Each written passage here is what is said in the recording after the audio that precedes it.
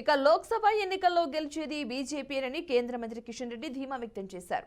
కాంగ్రెస్ పార్టీని దేశవ్యాప్తంగా ప్రజలు తిరస్కరించారని అన్నారు. తెలంగాణలోనూ బీజేపీ ఎక్కువ సీట్లు సాధిస్తుందని చెప్పారు. ఈ రోజు నుంచి అఫీషియల్ స్లోగన్ మాదిది. ఇదే కాకుండా పార్టీ ఎన్నికల కోసము, పార్లమెంట్ ఎన్నికల కోసము మరి నిధుల సమీకరణ కూడా చేయబోతా ఉన్నాం.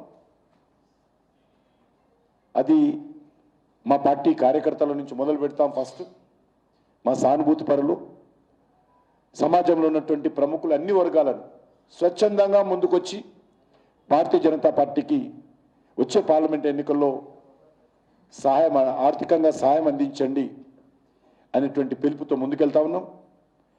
ఎందుకంటే Bharatiya Janata Party is a party formed by people.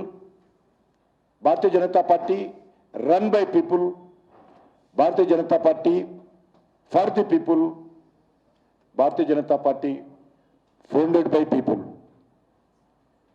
Bharatiya Janata Party ప్రజలతో స్థాపించబడింది.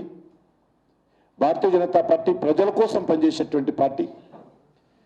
భారతీయ జనతా పార్టీ ప్రజలతో నడిచేటువంటి పార్టీ. కాబట్టి దీనికి మరి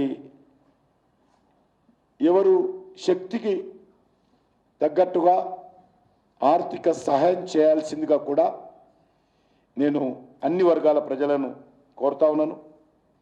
ఎవరైనా సరే నమో యాప్ ద్వారా క్యాష్ రూపంలో కాకుండా డిజిటల్ మాధ్యమం ద్వారానే పార్టీకి ఆర్థిక సహాయం చేయాలి.